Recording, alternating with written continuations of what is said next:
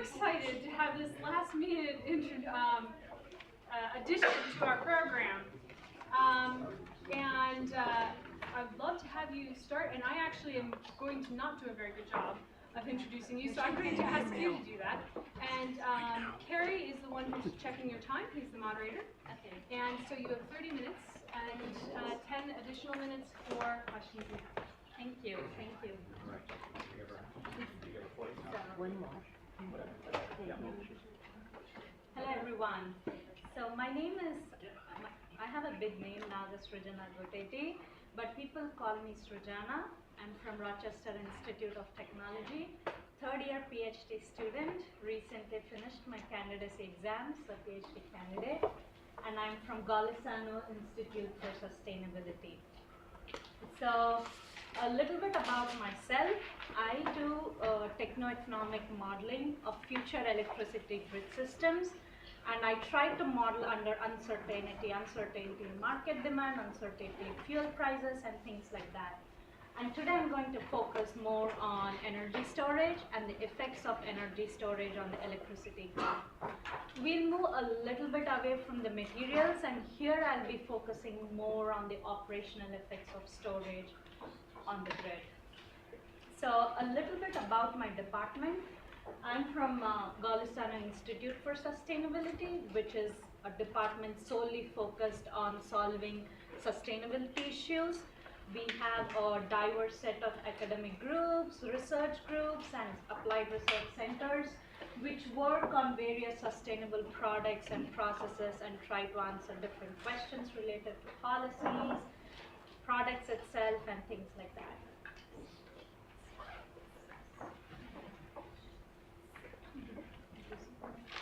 Okay, so this is the figure I took directly from Tesla's website, which says avoid peak demand charges with power pack. So it has this huge batteries there, and it has an array of solar panels behind the batteries. So when you see this, what's the first thought you get seeing these power packs? Utility. Yeah, they're on utility, and they try to advertise that they charge using solar panels. But the caption below says, avoid peak demand charges with power pack, and a smaller caption says, power packs can be charged when energy prices are low and discharged during peak demand when utility rates are high. So what this says is you can charge your batteries when prices are low, and you can discharge when the prices are high. But the funny part of this picture is it has nothing to do with the solar panels behind. So this is the starting of my presentation on how much wind and solar energy are needed in the grid before energy storage is carbon neutral or green. So is energy storage a green technology? Energy storage is a green technology by itself. It doesn't have smokestack emissions like a coal power plant or a natural gas power plant. Except to make it. Except to make it, of course. And it does complement renewable energy technologies. You need some storage to complement your intermittent or the renewable energy technologies, which are not always there to generate electricity. So, but nowadays you can see there's a huge policy promotion or policy campaigns for promoting storage. And the most recent ones are Maryland, which passed a bill to provide tax credits up to 30% of the cost. And then there is California, which wants to add 1.3 gigawatts of storage by 2020. And very recently, even New York State has signed a bill to have targets on storage by 2020. But the question is storage a clean technology, and what effect does storage have on the electricity system emissions? Like you all said, storage itself has some emissions involved while making the system itself, but here I'll focus more on what happens when you operate large storage on the electricity grid. So most of the storage, like the power pack caption, operates on arbitrage.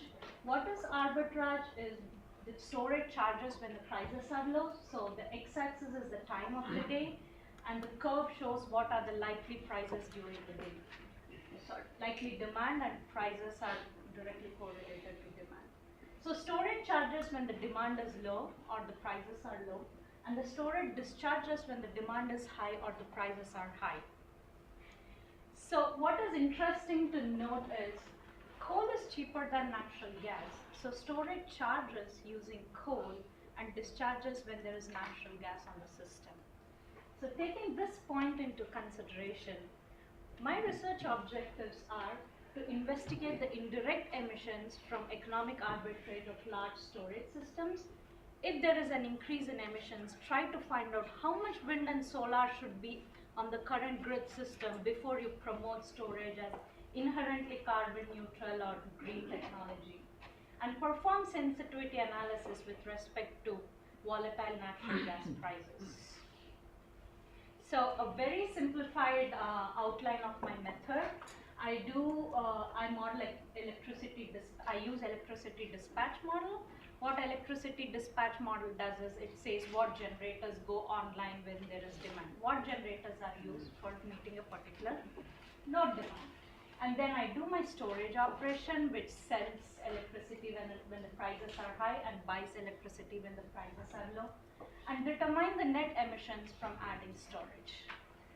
There's always a net loss in that. Net Loss when you store it, you take it back, you don't have as much left. So Yes, you there lose is some. net loss in the system too. That is also taken into consideration. Good point. So I do for two regions. I chose Midwest and the New York region. So when I went to one of the conferences, the common question is, why did you choose Midwest? You're from New York. And I'm like, you know what, Midwest has the dirtiest grid in the US.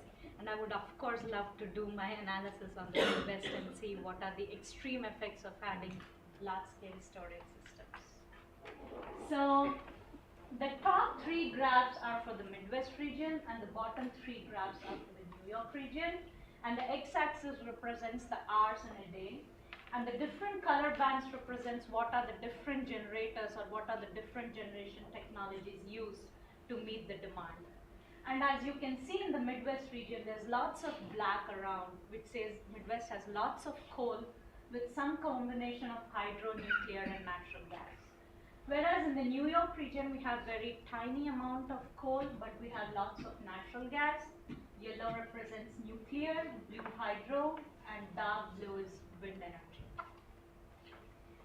So this is a small output from my model where I determine the clearing prices or the prices of the electricity in the New York region, and I show how the storage operates with respect to the prices.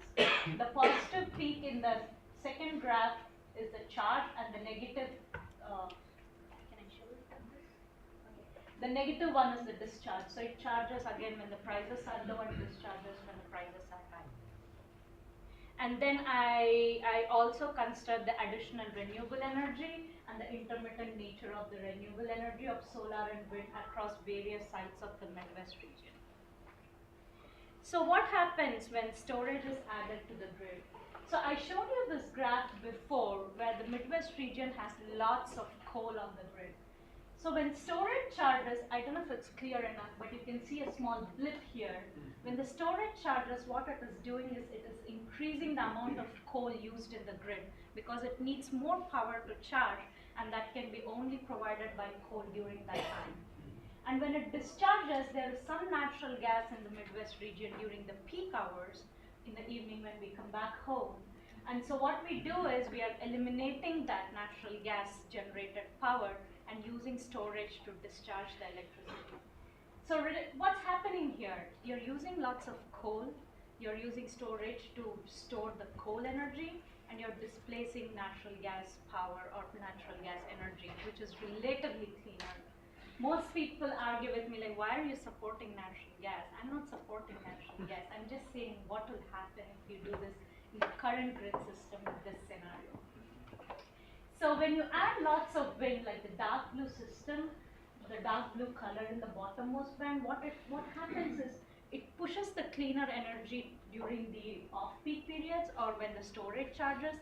So it charges with cleaner natural gas power plants during the off-peak periods and discharges relatively dirtier natural gas power plants during the So this is what our analysis was done by adding wind and solar and without adding wind and solar to the current grid systems.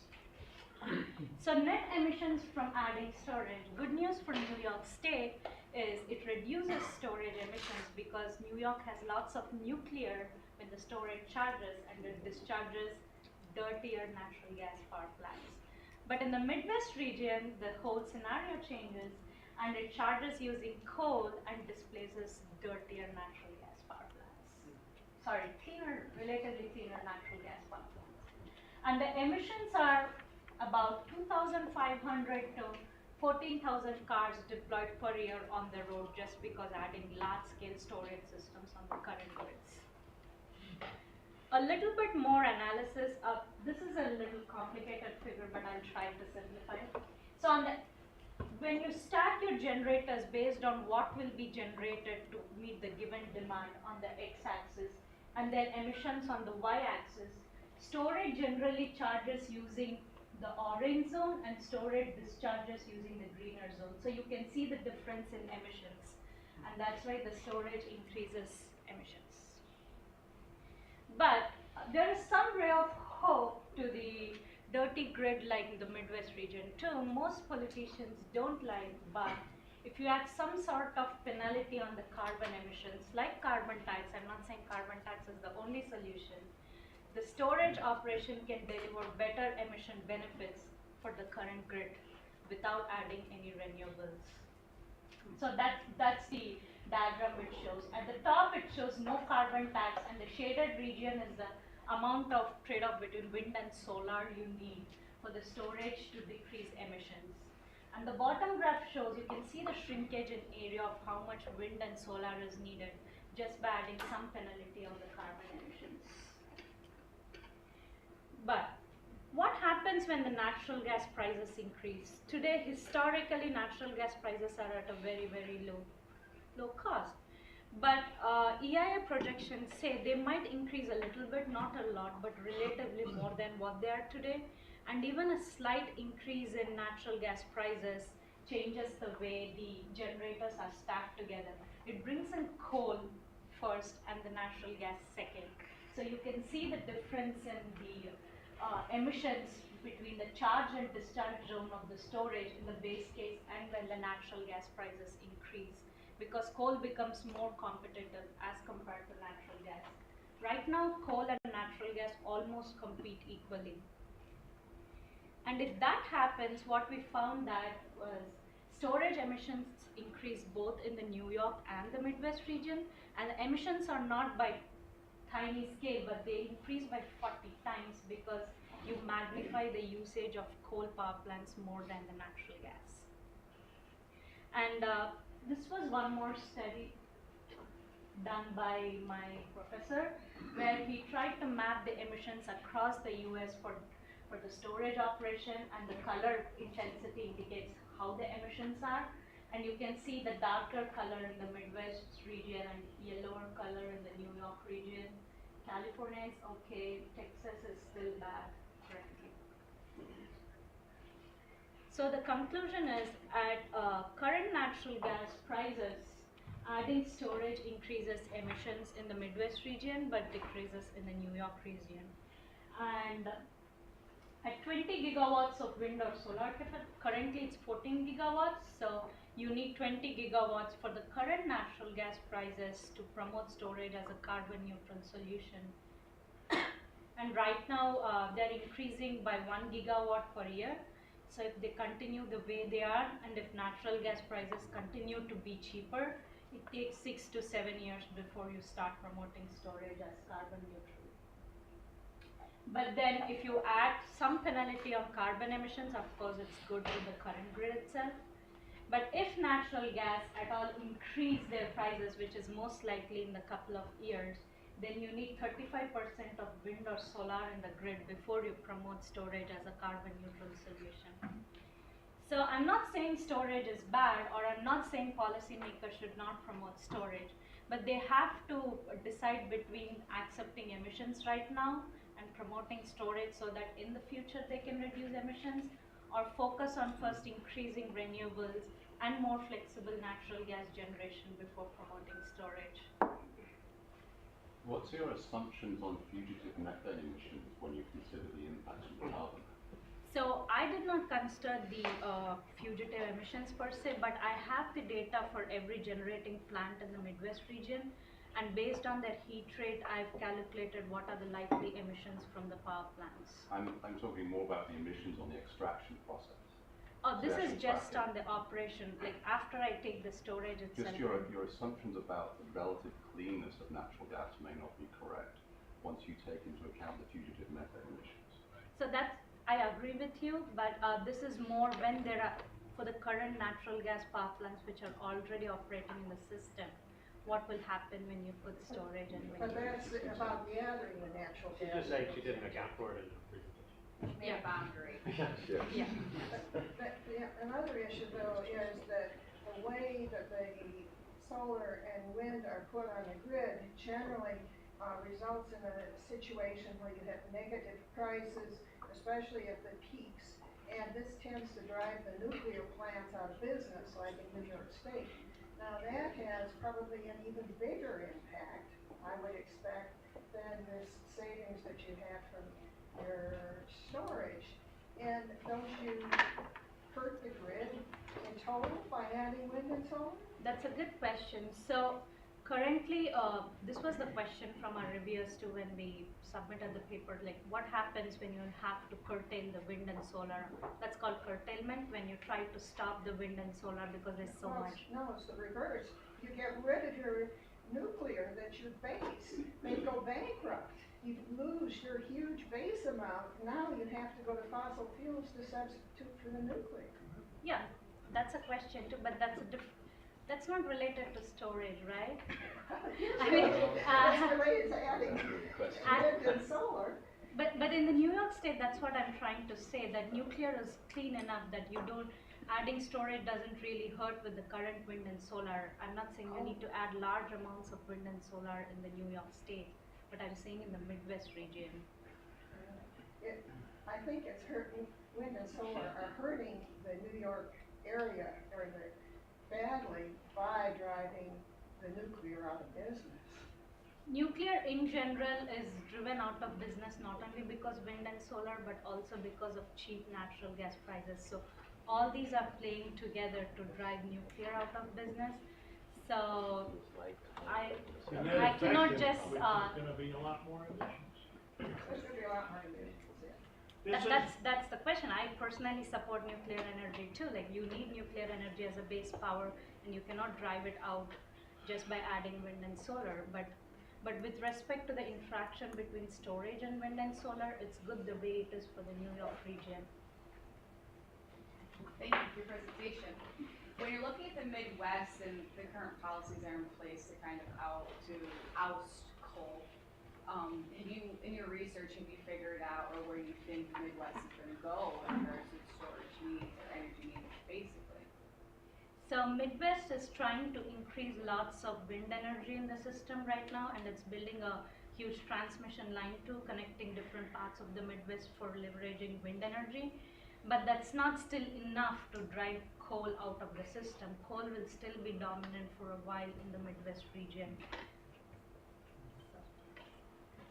I was wondering, a lot of the scenarios that are put forward to curtail peak demand are demand response, initiatives on the utility side, behind the meter type stuff. Did you look into that at all here in forecasting future?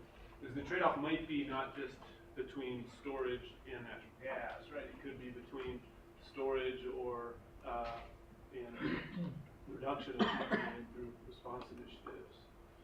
So like you said, storage has many functions just apart from energy arbitrage. And one is managing the curtailment of renewable energy. But right now, the curtailment is so tiny that 80% of the storage facilities work on arbitrage to make profits. And when you add enough wind and solar for the curtailments to be more often, then you of course need lots of storage to support that.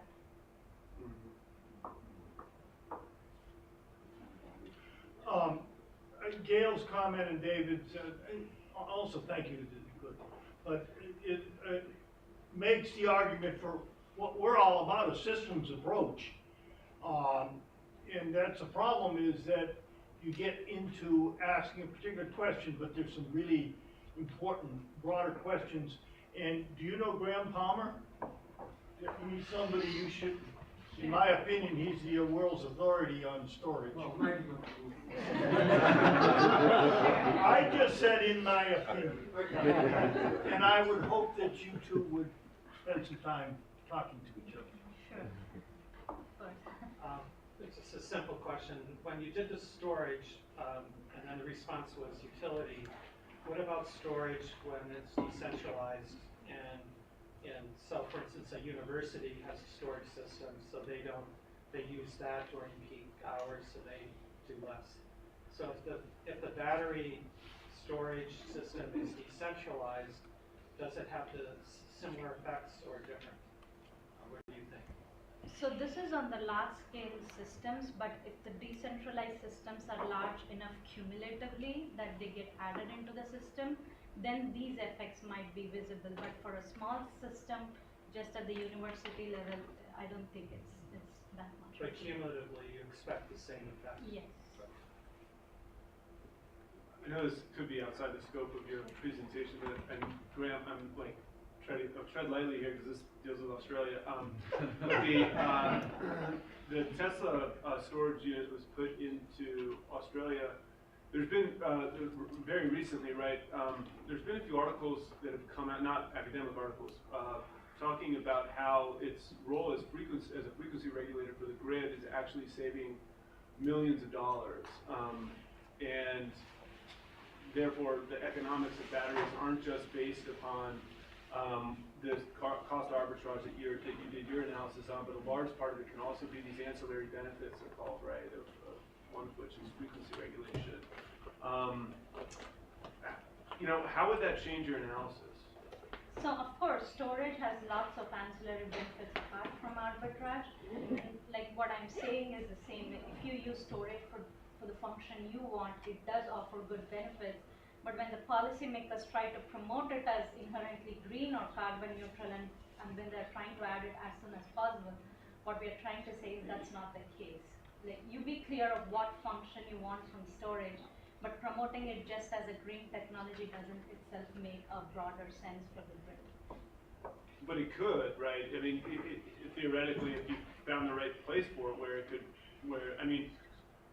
ideally, it's going to go into a grid system in the place that it's the cheapest and the most economically efficient, right? So that is the place where there's going to be not just cost arbitrage opportunities, but also these other ancillary benefits, right? It's not going to go to the worst place first, it's going to go to the best place first. So in theory, all these benefits should be there in the first place at the battery packs. I mean, in Australia, that's what's the case, right? I agree, I completely agree, Yeah. but in US, the ancillary system itself is not well in place right now for different states. It's different for different states. So most of the storage systems are just evolving, and they're trying to decide between arbitrage or ancillary benefits. But the returns from arbitrage currently is better than the ancillary side in the US markets, at least. Like when I went to the storage database, 90% of the storage systems in US make money from arbitrage than ancillary benefits currently. But in the future, if they can include that or leverage ancillary side of the storage, of course it's beneficial. Isn't there also the issue that, say you make the money from these kinds of things, that money comes out of a different pot than there were utilities that were collecting a higher price, and because they were getting these higher rates. Now, the fact that they are not getting as much money is going to cause some of these businesses to close. And of course, as I was saying before, some of those businesses are nuclear power plants. It tends to be the big ones that have the big units. So there's a different effect. The fact it looked at from the point of view of the buyers, this is a good savings, but it's only a temporary savings. It's a savings because it disrupts the whole system. So just adding to your point of nuclear energy, so hypothetically, if you assume that nuclear energy is profitable enough or no matter what, it's always a base load, or it supplies the base load, and storage thrives upon what supplies the peak load as compared to the base load, right? Yeah. The phasing out of nuclear is a whole different question based on the economies of. Well, it's based on the economics of the nuclear power plants. Right. Who are collecting are the ones who are hurt by that arbitrage scheme that these people are trying to work on. Well, I can just add to that. So it's not totally true. The nuclear could benefit from storage in deregulated or restructured markets if there's a lot of renewables integrated, because then the nuclear will be forced to ramp or to shut down for periods of time. And so storage can enable them to continue to operate at a high capacity factor, potentially if you have more renewables. So there's the big debate. This goes on maybe to a question on restructured markets or wholesale competition versus regulated utilities. Your two examples, MISO and I guess the New York, have different structures. Are you kind of trying to think about that in terms of storage? Is it more likely to be in regulated, fully regulated, vertically integrated places, or non-regulated, and how this Mostly play in the out? non-regulated places where there's enough market for them to buy and sell, rather than regulated markets where they set prices when to buy and when to sell. Yeah, Which is driving out business. Yes. I just have one more thing to add in the nuclear thing, because I've been reading a lot about this issue about nuclear plants closing as well, and is that a good thing or bad thing? And it turns out I didn't really understand this too well, but from my understanding, and I don't have the numbers, we don't really have a nuclear company or a coal company. They're power companies, and they have nuclear plants, they have coal plants, they have gas plants. And so when you hurt the coal industry, that corporation, it hurts its whole portfolio. And that might be a lot of the negativity we're seeing in the nuclear industry. It's that it's their entire assets that are under attack, and it's because they have a lot of coal assets. So it's not just that nuclear is under attack, especially by renewables. There's a lot more going on, and coal does have a bigger factor. And like you said, I think storage in fact enables more nuclear and wind and solar as compared to coal and other fossil fuels. You have to have quite a bit, I think. Because the marginal cost of power generation from nuclear is so low that storage companies want to charge using the marginal cost of nuclear or renewables as compared to coal, which is higher than the nuclear. And they want to discharge natural gas or other fossil fuel power plants whose marginal cost is higher than nuclear any day. Very quickly, each of the technologies, the displacer and the displaced, has embodied carbon dioxide in its manufacture. I don't personally have a good sense for whether the current storage technologies are more CO2 or energy intensive in their manufacture than the displaced technologies. Have you thought about that, and do you have any sense you can offer on that? So we haven't seen that, but there is one more research group which is looking at the life cycle emissions of the storage itself. But one thing based on my general knowledge about storage, what I can add is currently there's a lot of pumped hydro system on the grids. So there are not really lithium ion or big battery stacks as we imagine, but storage has always been there in the system. Right. And nowadays more and more hydro, which has been constructed long back, is used as storage. So in that scenario, I think the emissions are relatively cleaner than coal, but I cannot assert for sure that embedded energy of storage is better than coal or natural gas. Thank you. Just a quick related question. Does your analysis in that case kind of go with most energy storage technology, or is it just dynamic technology dependent? So would this apply to pump storage and batteries in general, or is it just any storage operation? And so to say, the pumped hydro systems are currently better because they have 85 to 90% efficiency as compared to lithium ion or other chemical based batteries which have efficiency of 80% or 75 to 80%. So some of the energy is lost when charging and discharging as compared to pumped hydro systems. How long does a lithium big battery last? Lithium, maybe 10 years. I don't know. There are no big storage It's a big systems. question. I'm not sure. Yeah. But I think all the batteries in the world would store only so many seconds, you know that number? Oh, yeah, it's small. Only some seconds of global electricity use. All the battery, every battery in the world, all your flashlights and car batteries and Tesla power walls and everything like that, stored on relative to global electricity, I think a lot less than a minute, or let's just say a minute. So, to talk about batteries, resolving the global issue is either ridiculous or requires a whole different concept of scale. Well, if you're Elon, then help him out. You know, right? So, yeah.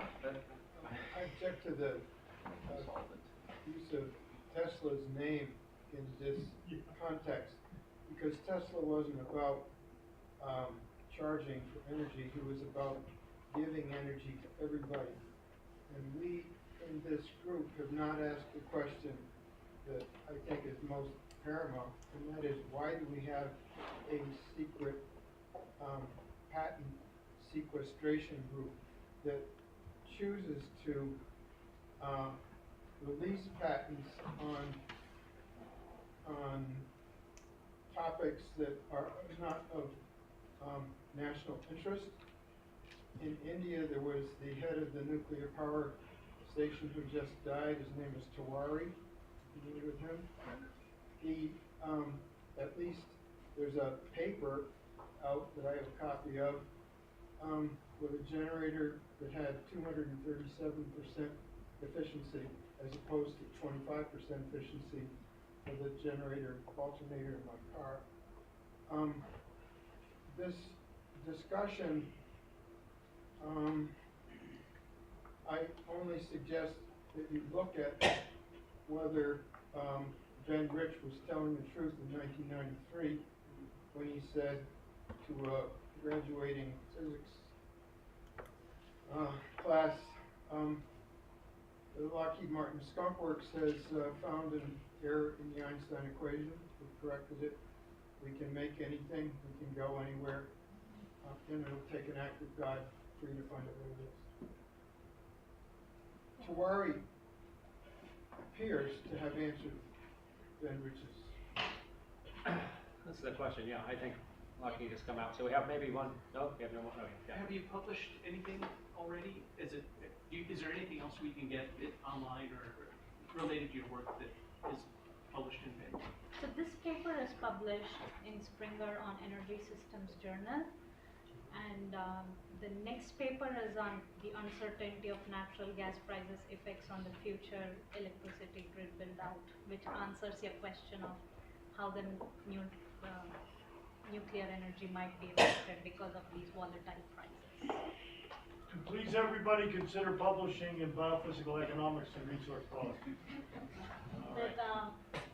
So the conundrum is storage emissions are lower when natural gas prices are low, but storage can make better profits when the natural gas prices are high. So this is the conundrum right now, and we don't know where it will lead to in the future. Well, I will talk on the future price of natural gas this afternoon.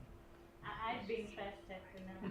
But so there is another research group which is doing just on lithium-ion batteries and the life cycle analysis of lithium-ion batteries, but I'm not directly involved in it, so I didn't want to talk about it because I'm not sure. But that's it. It's not that you're not doing good work, but I feel like you're just going through the motions. And I want to thank my collaborators too, Dr. Eric Hittinger and Dr. Eric Williams. They're my co-advisors, and I work with them for this paper. Thank you. Thank you.